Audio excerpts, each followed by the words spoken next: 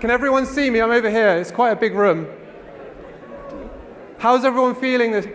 Good? Have we had a nice morning? I hope so. So sometimes content sessions are an opportunity to sit back and go on your phone and just relax. Unfortunately, this is not one of those content sessions. We're going to be picking on you and getting your contribution throughout the session, so I hope you're ready. This is our ConnecTALKS Luxury Travel Trends Shaping the Middle East. It's without doubt that we know the Middle East has huge potential and opportunity. So we've got an expert to help us dive into trends in this region which could have positive impact on our business. Now, most of you are in pairs. If you're not, maybe in a minute I'll ask you to move, but we'll hold on for that. And the reason we need you in pairs is because during this workshop, you're going to be working together. Now, in front of you, you'll see a QR code on a piece of paper. Don't scan it yet, but in a moment, I'm going to ask you to. By scanning that QR code, you're going to be able to participate in this event in a number of ways, okay? Has anyone heard of a word cloud before? Yeah, we've got a few hands up. So basically, the way a word cloud works, Adam, I don't know if you have a photo of it. We're going to ask you to submit a word, and the more people that submit the same word, the larger it's going to appear on the cloud. Okay, it's quite a simple concept. So what I'm going to ask you to do in just a moment is discuss luxury trends in travel that you're seeing at the moment and are impacting your business. And I'd like you to discuss that as a pair. And then when you're ready, you scan the QR code and you submit only one word, okay? And we're going to have a look and see what the common trends are amongst us before we start. Is that clear?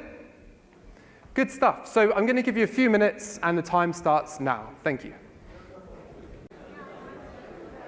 Okay, that's time.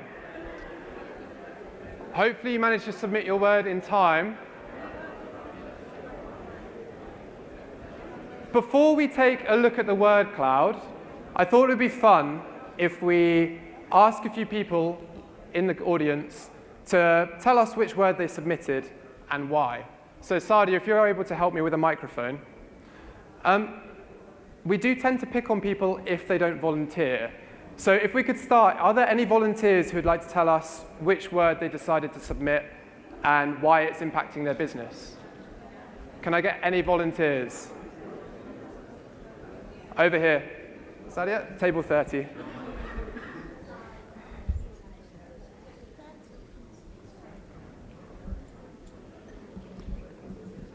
So we selected authenticity. I find that clients look for authentic local experiences where they can immerse themselves in the local culture and experience the destination like a local. So we selected authenticity. Lovely. Thank you very much. I wonder how many others will choose that word too. Thank you very much. Over there, Abdulaziz.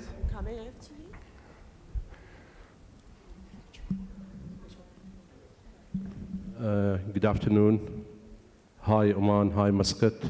I think clients, they are asking me to make their experience repeative.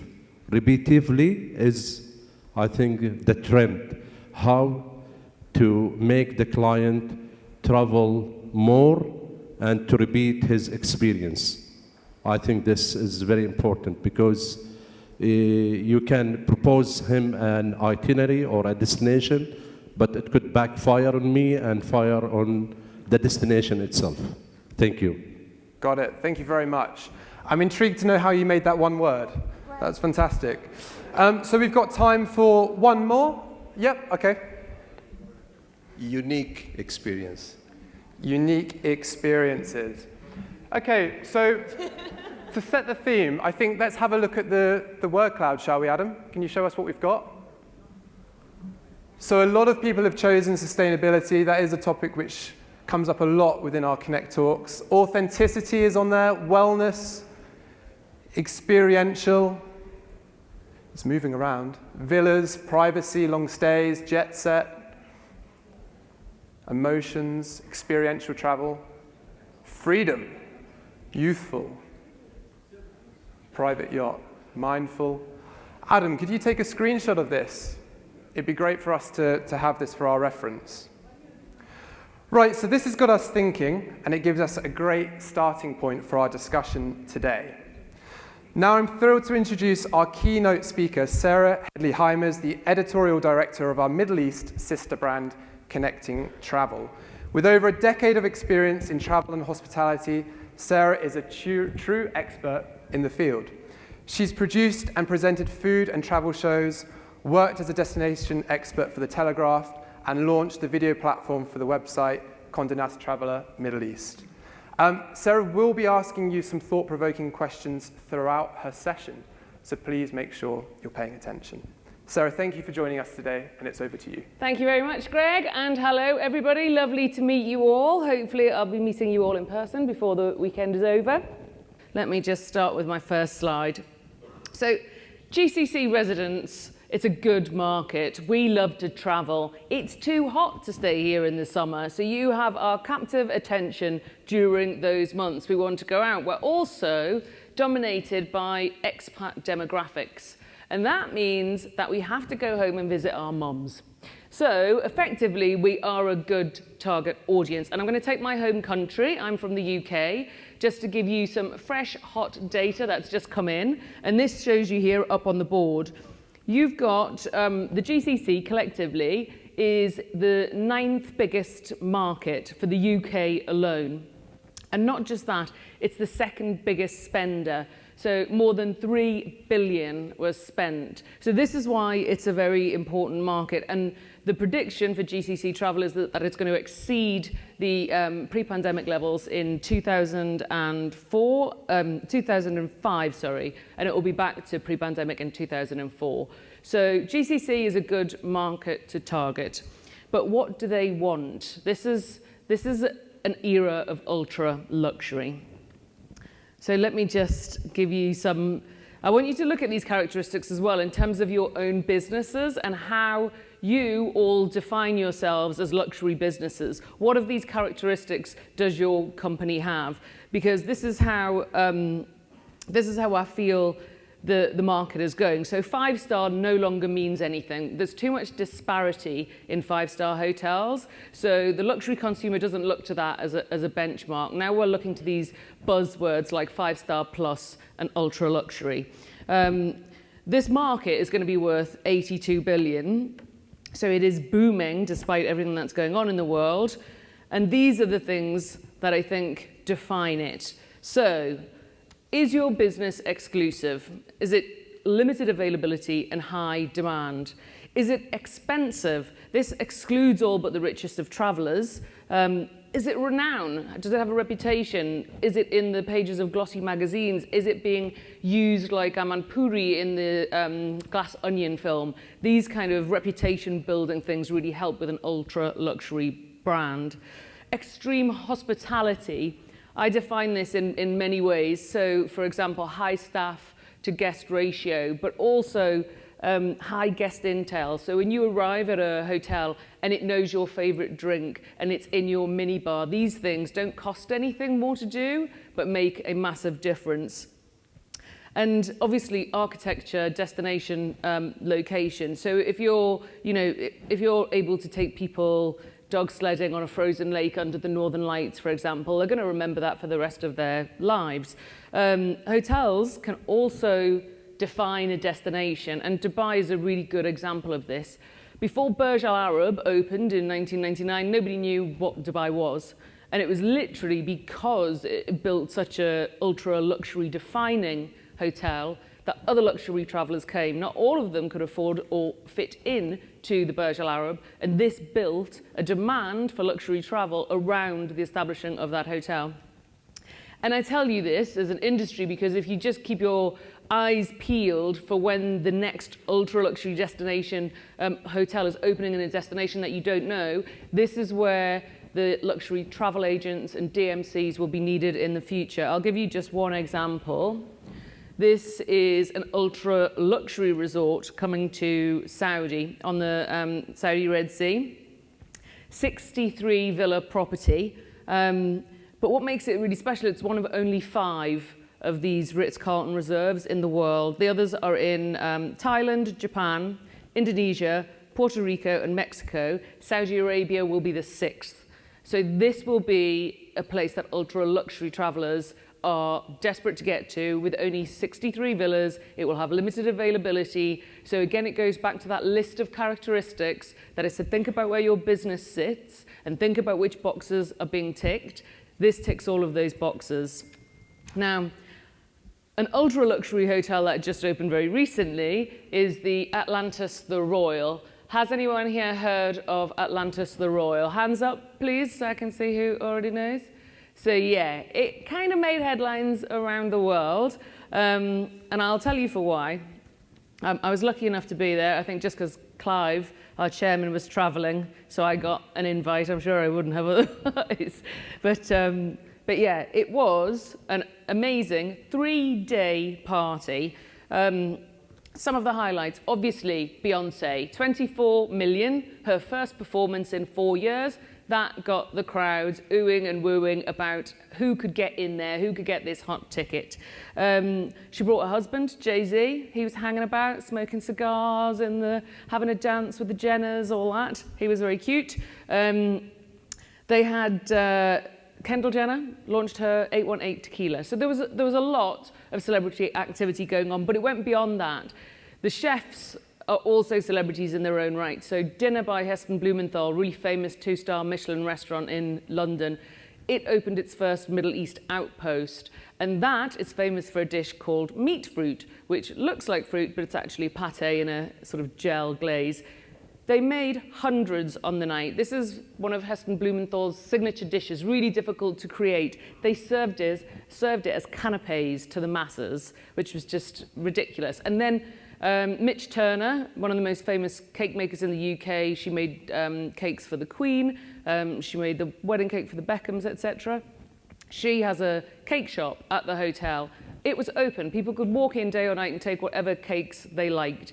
It was a crazy free-for-all. There was free hair and makeup for every guest. An entire floor had been converted into a glamour suite. So anybody could go anytime, day or night, breakfast, lunch or dinner, and have their hair and makeup done. They could have cake whenever they wanted. It was a really spectacular, we call it in the industry rebel spending, when everybody else is cutting back. But like Clive said earlier, they push forward. They wanted to make a statement, and they wanted that statement to be ultra luxury, and they did very well. On the night of the performance, I interviewed 36 celebrities on the red carpet and asked them the same question. What do you love most about this hotel? And I'll tell you what they said, other than the views. In fact, I'll show you. Golden nail clippers. So in-room amenities, they have gold. I mean, it's not real gold, it's gold plastic, gold-coloured metal, but a toothbrush, a comb, clippers. People were so impressed by this detail. And that just goes to show that it's not always about the money you spend, but just a little bit of imagination, because the gold matched with the hotel.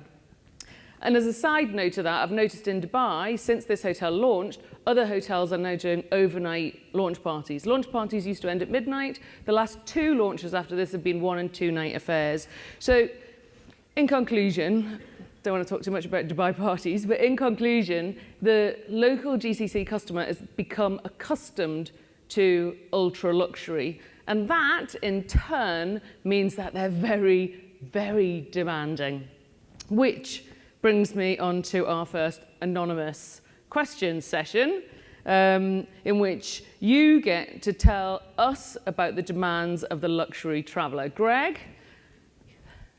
Perfect, thank you, Sarah. So the first question, the way you're going to answer this is by using the QR code once again. So please discuss, between yourselves for 60 seconds, and we're going to see the answers live. The question is, what are the biggest challenges in meeting the demands of luxury travelers in the post-pandemic world? And remember, it's anonymous, so you can say whatever you like, any gripe that you want to get off your chest about customers. This is a place to share. This is the circle of trust. It's a safe space.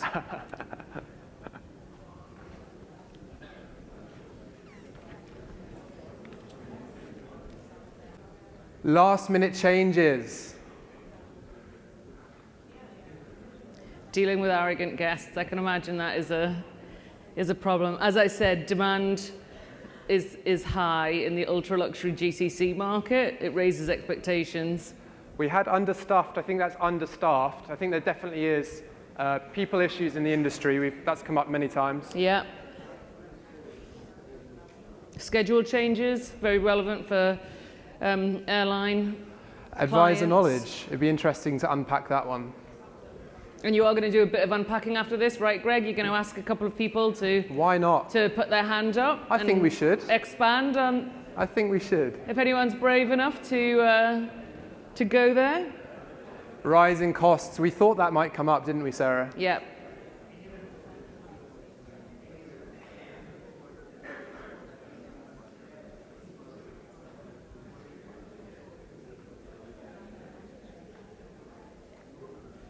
There is a lot about flexibility and last minute. Yeah. There's a huge amount.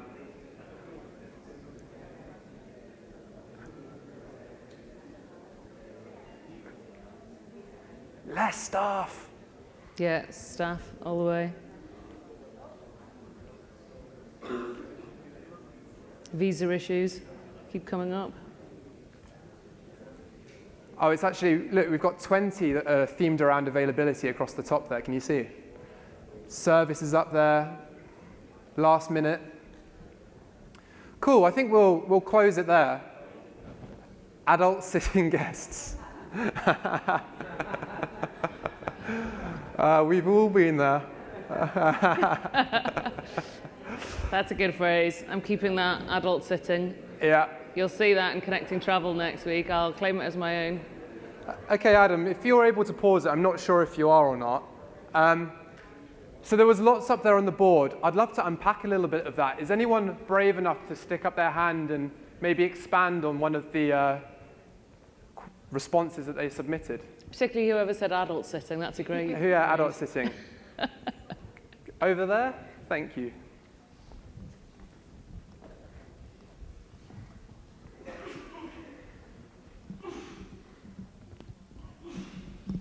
Good afternoon, everybody. My name is Arvind Nair, and I'm the CEO and founder of a company called Vintage Travel and Tours from Zimbabwe, from Africa. I like to share one incident with all of you in this room. I had a client who traveled to London, and when he arrived in his hotel, his father had passed away. He's the only son in that family with 4 sisters.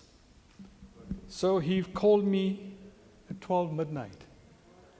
So when somebody calls you at that time, you're actually very scared. Who's called you at that time? So I said, yes. So he says, Arvind, my father's passed away. I need to get back home. Now at 12 midnight, what do? I said, okay, calm down. Give me an hour, I'll get back to you. I actually had to wake up the CEO of that airline's national carrier and said, this is what's happened. I phoned my friend back and I said, what do you want to do? He says, charter the whole plane for me. So what I'm trying to put across to everybody here is that under the circumstances we are now at the moment, there are people who money means nothing. It's the emotional value they hold. And believe it or not, till today, he is a very close friend of mine. He is the top businessman in Zimbabwe. I'm sure you must be shocked and saying, hey, a guy from Zimbabwe, all the way from Africa. So I like to say, when you want a dollar, make sure you're able to deliver service to your client for that dollar. And if you're able to say after that dollar, he will be your best friend till his last breath. Thank you very much.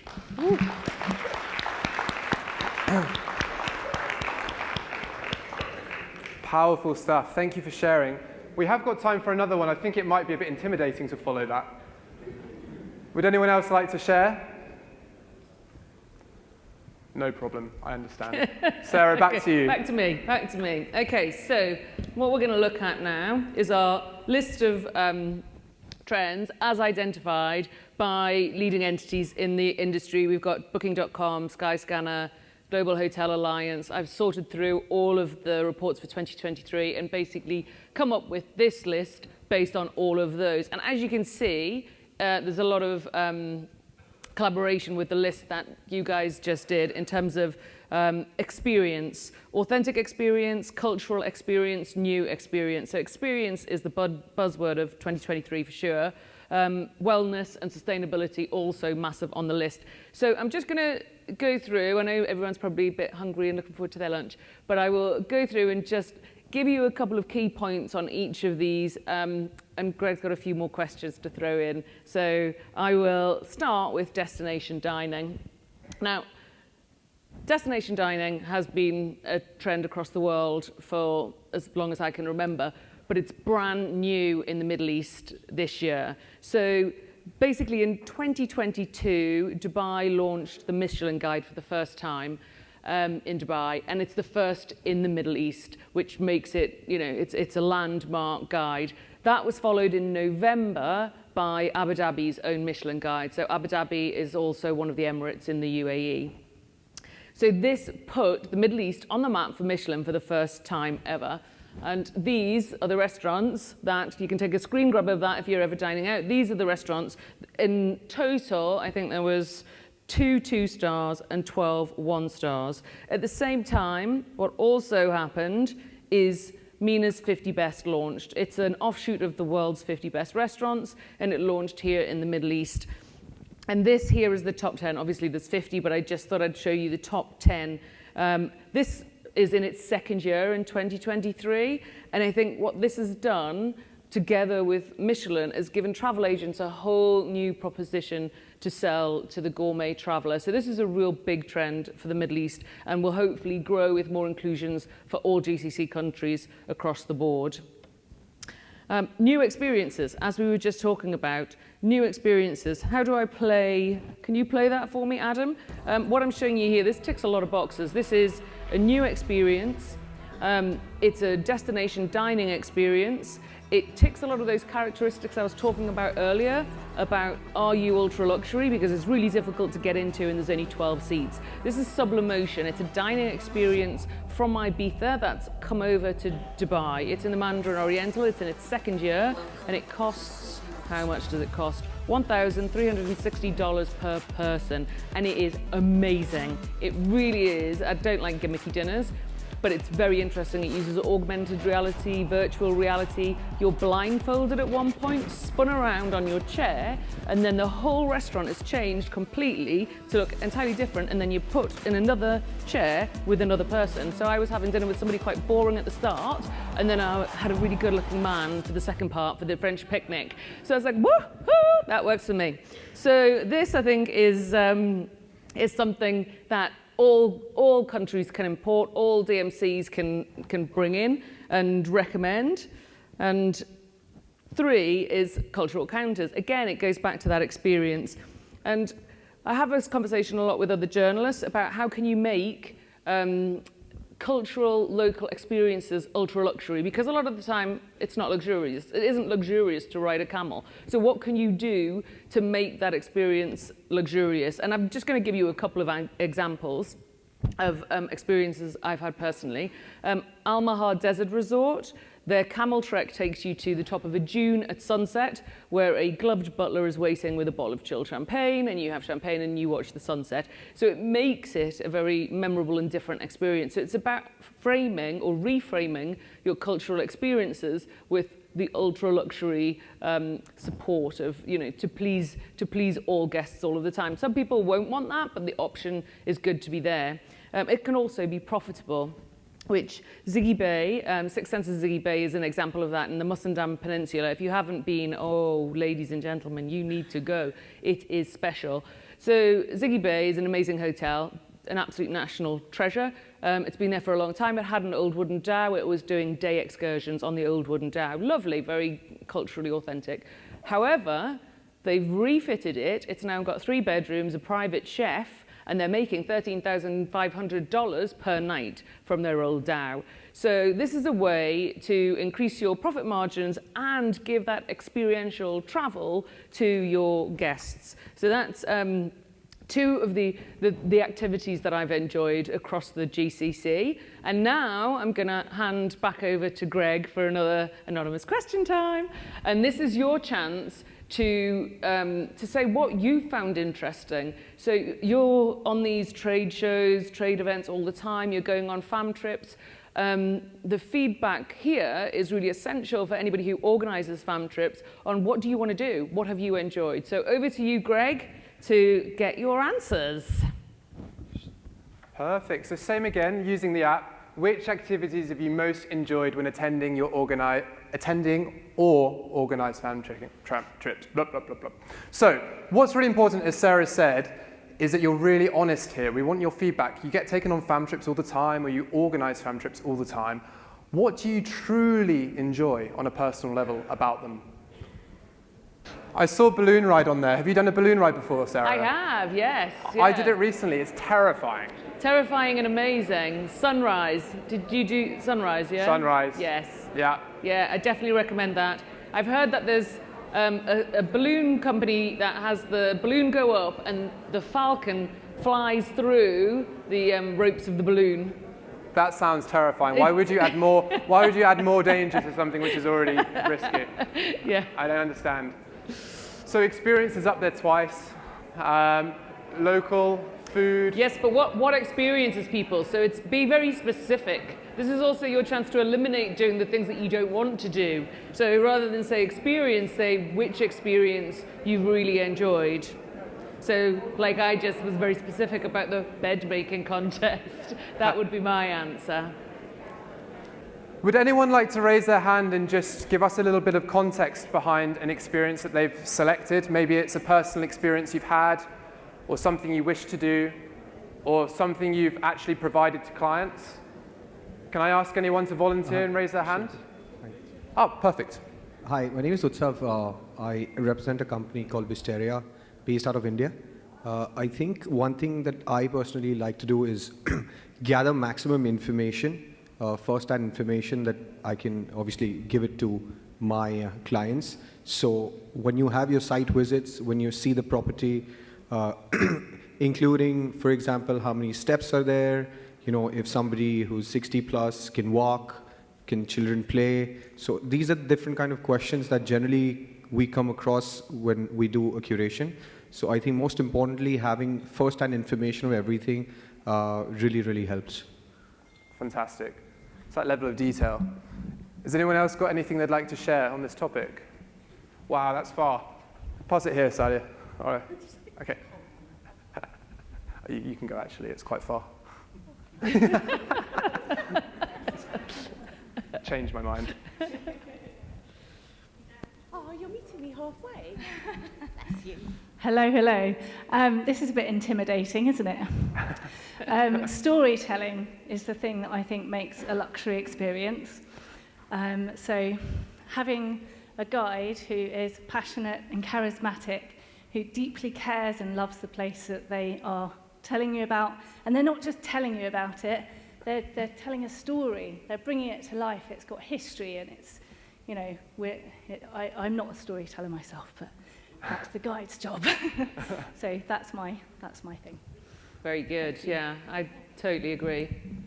Hello, Firas from Kempinski Hotel Muscat, Director of Sales and Marketing. I think every destination has its unique features that during fam trips we would like to showcase as supplier. One of the most unique experiences that I had the chance to, of course, do for the fam trips and be part of it was rosewater desalination. So it's something very unique, but that's again, it's related to the destination and what's available around it. So rosewater storytelling was part of the authentic Omani villages, for example, that they gather around the center of the house and every night they do storytelling. So that's represented also to the tourists or to the fam trip members. So I think it's very much, it's great to showcase the unique feature of the destination with all of its authenticity in order to position it correct to the right traveler type. Thank Fantastic. Yeah. Totally I agree. did that Rosewater, the tour from Oman as well. It was amazing. Loved it. At Anatara. Yeah. I was at Condé Nast Traveler when I went to the, yeah. Ah, okay, yeah. I'll put my glasses on. Oh, okay. Nice to see you again. We'll catch up later.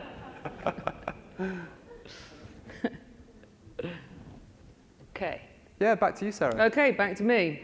So, next trend is the return of cruise. This is good. This is good. Globally, cruise is getting back on its feet. But here it's an emerging market, and we've had a really interesting start to the year. Already, data just in from 2 different sources this week, just as I was writing this presentation. Abu Dhabi Port, 130,000 passengers in January 2023. That's the most they've ever had on record in 1 month ever. That was 88,000 to the main terminal, Zayed Port, but also 42,000 to the new Sabanyas Island cruise beach, which is a really cool beach in the middle of the Arabian Sea, with a massive cruise terminal and just loads of beach stuff to do. Cruise Saudi at the same time reported their biggest record for a single day on the 22nd of February, which is Saudi Founding Day. So we had a really positive start to the year to see that cruise is really taking hold in this part of the world.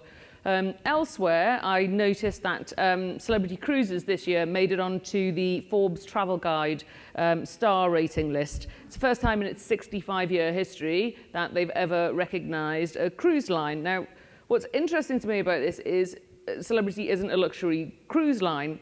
And that made me think about positioning of cruise within luxury and how we're going to do that well. I spoke to NCL, because they have 3 brands, and I'm going to just put their quotes up on the screen here now. But basically what they are doing is they've got their ultra luxury, which is their Regent. Then they've got their standard luxury, like I was saying about standard 5-star hotels versus the ultra luxury, that's their Oceania. And then they've got their NCL, Norwegian Cruise Line, Norwegian Prima being the ship that they're putting out at the moment, and they're trying to target, they're within the mid-range sector, which they call the contemporary sector, but they're trying to target the luxury market because arguably, and it works, they're looking at young, affluent Arab families who have families and staff, and they are suggesting that they stay within the ship within a ship concept, which is the Haven. So they've got luxury suites, which are exclusively accessible to those key holders.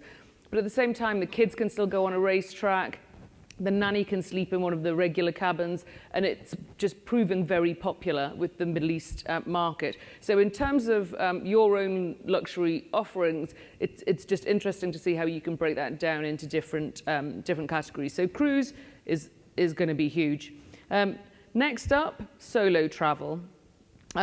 We have got 69% of UAE travellers are considering going travelling alone in 2023, and a quarter of Titan Travel customers surveyed said they would definitely be going travelling alone. But what's interesting here for the luxury market, the American Express 22 Global Travel Trends Survey found that a lot of people see solo travel as an opportunity to visit their dream destination. So actually, solo travel is often overlooked, is a market that you should all be targeting for luxury travel. So I just wanted to flag that within that trend. Another big trend, which you all identified, wellness travel. So I think, you all know that this is a big trend. You all put it up on the word cloud. 42% of travelers want to go on a holiday that will focus on their health, mental or physical well-being. So I just wanted to ask everybody here now, how many of you, hands up, who would like to go on a wellness retreat, or who plans to go on a wellness retreat out of everybody in this room? I just want to see if it tallies with the 44%. So hands up if you're prepared to. I know you're going on one, so you put your hand up, Mrs. Yes. So it doesn't look like quite 44%, but okay, so close. So it's a big market, close to 50%. Google searches for wellness retreats up by 1,605%. So the Middle East has not been very good with wellness resorts. We've only just started opening a few, but hey presto, the next one is going, oh, sorry, I've gone back, whoops, to my La Prairie one, is going to be La Prairie, which is another resort that's opening in the Red Sea. So I think it's the beginning of a boom within the wellness boom, which is basically hitting the Middle East. And this place is going to be targeting fatigue, anxiety, what else is it? Disorders of digestive disorders, insomnia, and diabetes. So it's going to be quite a medically savvy facility. So the next trend, again, everybody knows about sustainability being the buzzword. So 4 out of 5 travelers have said that they now consider the sustainability and the sustainable credentials of their travel plans. For airlines, it means electric planes and SAF, sustainable aviation fuel. But for the rest of us, we have to monitor and minimize our carbon footprints. And the maxim of this movement has been, if you can't measure it, you can't manage it. And this is something that we are now seeing global bodies take control, like LEAD and SBTI, the Science Based Targets Initiative. And the reason for these is to try and hold people accountable for their carbon footprint, because what's also happening is greenwashing. So as a journalist, the amount of times that I sent a press release on, oh, our company has done this, we've done this with our water, we've done that with our water, and then I'll go and be at the restaurant and there'll be glass bottles of Aquapana flown in, and it just doesn't tally. So I feel bad as a journalist thinking, oh, I feel like I've just greenwashed an audience by telling their story, and now I'm at their place and this is a glass bottle flown in from Italy. What are we doing? And I think that in 2023 is going to be increasingly hard to do without being held accountable. So just a warning for everybody to be quite aware that those days are coming. There's talk about putting in legal groundwork for people to be prosecuted, not in the GCC, but globally. So yes, I think this is a year where we need to really step up our game. Another area is guest satisfaction. So guest satisfaction, 6.1 million people were surveyed. This is by the Global Hotel Review Benchmark report. And they found that there is a decline from 2019 in guest satisfaction. Now, this poses an opportunity to hoteliers that address it and a threat to those who don't. So the company who compiled the report looked into the reasons, and they said that increased average daily rate is part of the reason. High occupancy rates coupled with the impact of staff shortages in 2022. So we can understand it's on the back of the pandemic, but it's good to be aware of it. And Smith Travel Research, they sort of back the theory. These are the challenges that hotel GMs are facing. So this is an interesting time for hotels to get back on their feet, to get their staffing and everything back to optimum levels, to hit the target of being that ultra luxury. And that goes back to what I said about extreme hospitality. So to be in that ultra luxury category, you have to have extreme hospitality. Trend number 9. Oh, we've got a question, sorry. Greg, over to you for your question on dissatisfaction. Yes, we thought we'd save the best question till last, because I don't know about you, but British people love having a good moan about things. So if you could all harness that inner Brit, if you fancy it. As a consumer, what has caused you the greatest dissatisfaction during your personal travels in 2022? And remember, this is anonymous, so you can go in on this one. We'd like to know what grinds your gears. And I think the idea is to be helpful to anybody who is customer facing in that these are the things that we don't want to happen in future. So how do we get from this level to the ultra luxury level? I'm noticing that we're getting a lot more on this one than we did on any others. Feels good, doesn't it? Get it out there. Therapy, group therapy. Sales team doesn't want to sell, interesting. Okay, so Is anyone willing to put their hand in the air and maybe expand on something that they've submitted onto the board here? We've got Clive Jacobs at the front. Fantastic. Salia's on her way over.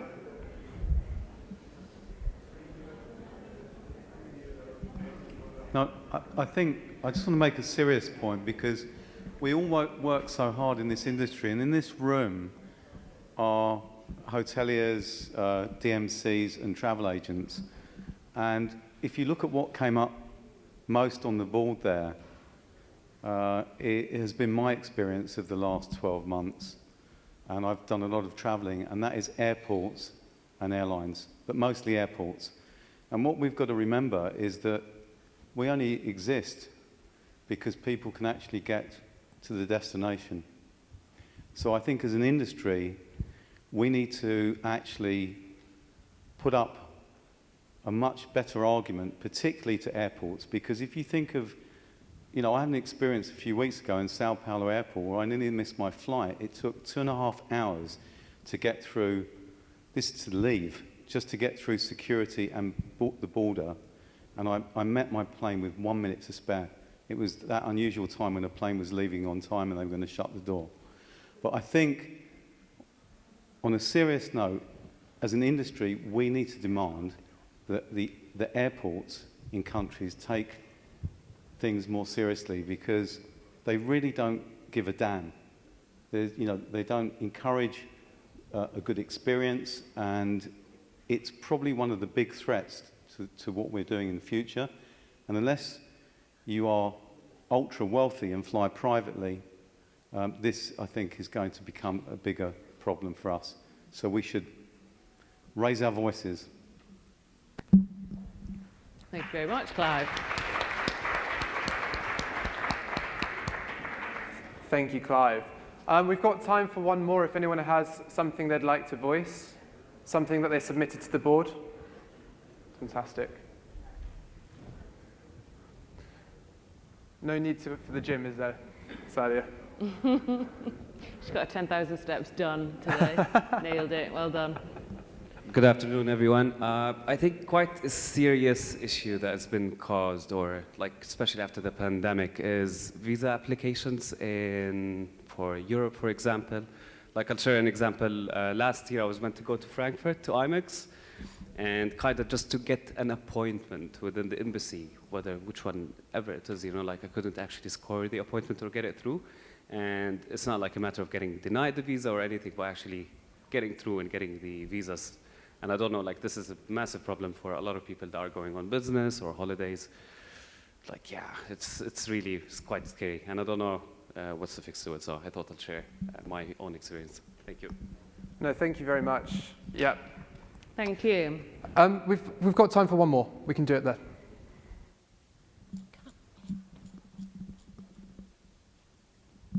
What the unique of Qatar in 2022 is the FIFA World Cup. And what I observed with my clients and with overseas clients, that during the FIFA World Cup, the price challenges, because it was 28 days and high demand. So the clients, it's very important to be educated that when you travel in the high season, okay, you have to be a thief to cover your expenses. Thank you very much for sharing. Back to you, Sarah. Okay, so final two trends to cover. It's an interesting one, this. The rise of the loyalty program. Obviously, the more you spend, the greater the reward. So loyalty programs are very popular with rich people. So the rise of loyalty programs is going to be seen very much in the Middle East through this case study, which is playing out in real time right now. Marriott have just opened Palm Jumeirah, and Hilton have just opened Palm Jumeirah Hotel. The hotels are identical in shape, size, structure, design. They have the same owners. They're in exactly the same location, next door to each other. The only difference is the owner has given one to Hilton and one to Marriott and said, show me who can do the best. So it's a really interesting game afoot. And I'm trying to get inside intel from the industry on who do you think will win? Who do you think will win? And I'm being told by experts that loyalty points now are almost akin to cryptocurrency. They are going to be the future. And because Marriott has 177 million members as opposed to Hilton's 150, then they may just be in with a chance. So anyway, I wish them both incredibly well in that contest. And finally, my favorite trend, mega holidays. So because of flexible working hours and remote working, combined with the very slow and gradual return of business travel, it's just coming back in, you're seeing people take longer holidays and add working holidays to holidays, and that is good for the travel industry because the longer people are traveling, the better it is for us. Experts called 2022 the year of the GOAT, greatest of all trips, a time to spend accumulated savings on one big bucket list holiday and make up for travel time lost during the pandemic. While economic uncertainty and rising prices are curtailing the standard traveller in 2023, the good news is the luxury traveller still has an appetite for GOAT. So, everyone, I hope you have a very profitable 2023. Thank you very much for listening to me today. All the information that I gave you today is live and on connectingtravel.com. This is what we report on every day, so please join us there. Follow us at ConnectingTrav on LinkedIn, and if you'd like to talk to me further or get any of the data from today's talk, then please email me, very simple, sarah@connectingtravel.com. Thank you very much, everyone. Thank you.